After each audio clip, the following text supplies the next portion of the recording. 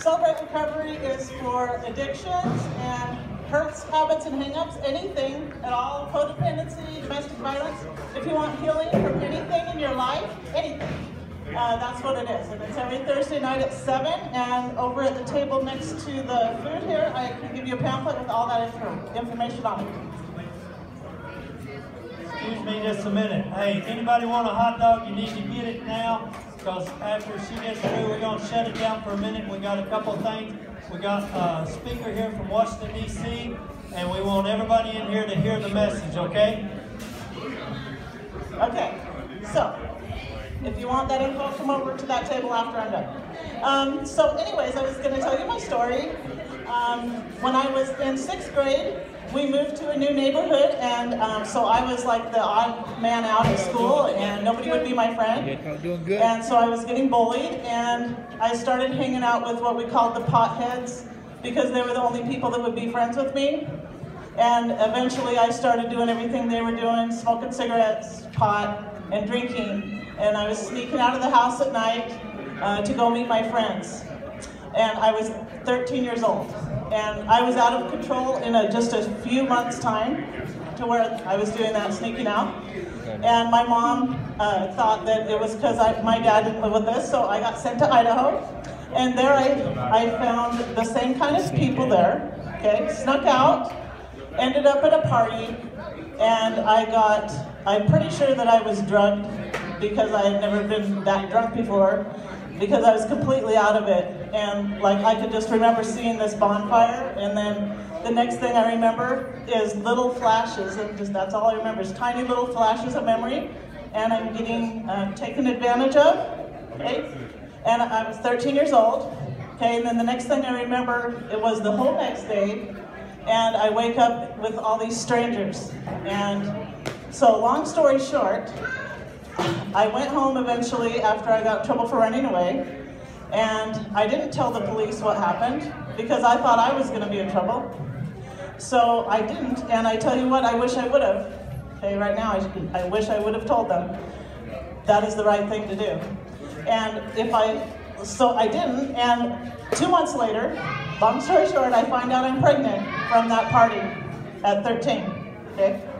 Yeah. And so I got sent to a foster home where I had to live for the whole pregnancy. Had the baby when I was 14, and my family lied to me and told me that they tricked me into signing the adoption papers, basically. Told me I had to pay the hospital bill if I was keeping the baby, and I didn't have thousands of dollars, so I had no choice. And so I want to tell you that I never got over that. And from that, I still hung out with all the same types of friends, the party people. You know, everybody around me was doing the party thing. I did some of it too. And I thought if I got married, then I would be able to get my baby back. So that's what I tried to do. And I got married at 15. Didn't get my baby back. Got beat up by him physically all the time. Bruises, knots all over me. Choked me till I passed out. I thought I was going to die. But that's not the last time I got away from him. Raised that child by myself without ever a cent from him. But because I kept hanging out with the same kind of people, the same type of thing, maybe not exactly the same, but some form of abuse, I always was at the hands of some kind of abuse because I was around people doing drugs and alcohol, the subculture, okay? I even ended up marrying a drug dealer at age 19. I didn't know he was when I fell in love with him, but by the time I knew, I was already in love with him. And so, you know, I would be in prison today right now if we would have got busted with how much pot was in our house. Like, I wouldn't even be able to guess. Garbage bags full of a whole room, okay? Like, I would still be in prison. I'm lucky to not be. And I can tell you that it's by the grace of God that I'm not. Because usually that's not the case. God had a different plan for me, thank God, okay? So I'm gonna jump forward to when I was age 30. So I did all that, kept doing all that, hanging out with everybody doing that. My friends are dying, all my friends died except one. And she's a drug addict to this day, addicted to heroin, but she's on methadone. And I'm the only person out of everybody I knew that isn't a drug addict. That's not very good odds, is it? I used them, but I never became an addict. And I couldn't tell you why that is, because everyone else did, everyone. And they died. Other than that, it had to have been another God thing, because everybody else was addicted.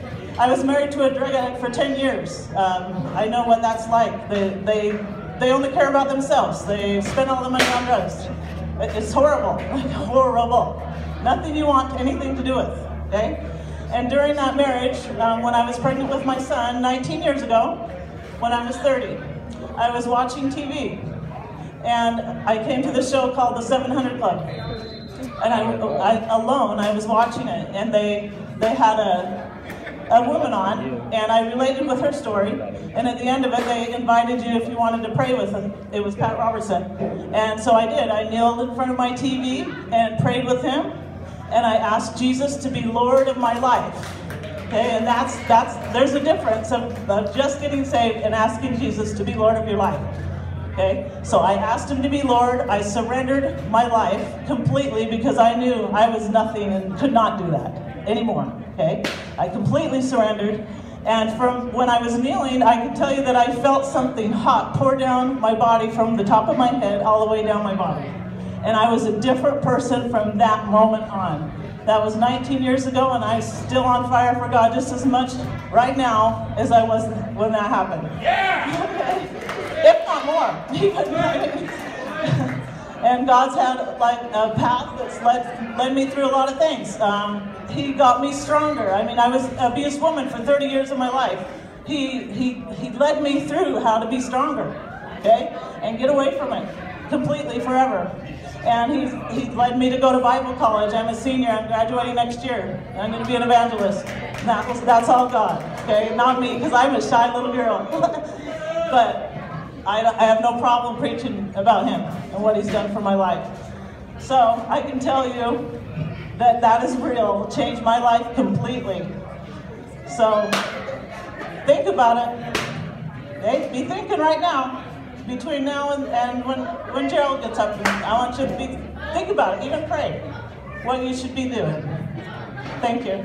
Well, big hand for Dawn.